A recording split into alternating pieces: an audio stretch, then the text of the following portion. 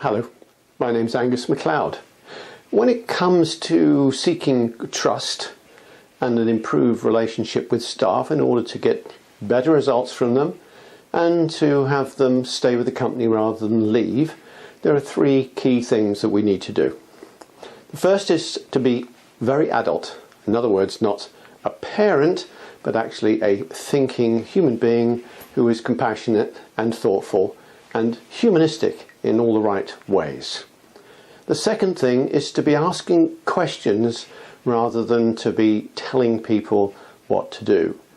Those questions then will have answers and that people will respond to.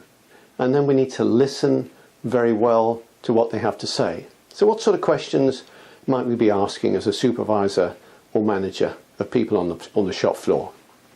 So a good one might be, how can I best manage you to get the results that we have discussed? How can I best manage you to get the results that we have just discussed? So that question is very adult. It seeks an answer to get the results and to create an agreement between the two people to provide what the necessary results are.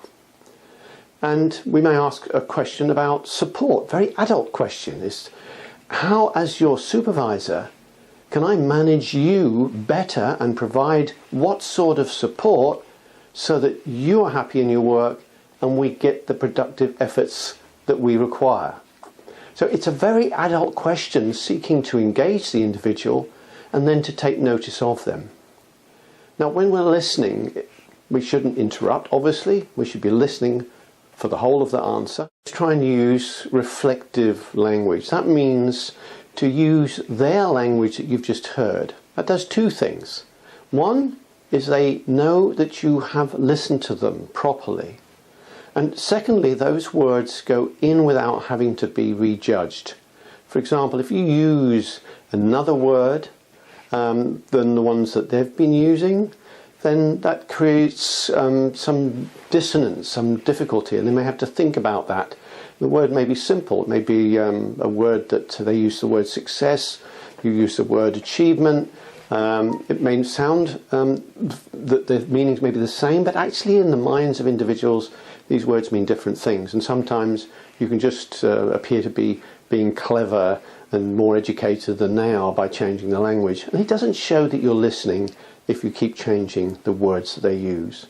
So once again, three key things: be adult, ask questions, listen well without interrupting, and then use that reflective language to show that you've listened and to make sure there's no dissonance between you when you have that conversation, and engage them in seeking commitments so that they produce at the right quality, they produce in the right time, and their productive efforts and their reason to stay improves because your relationship is better.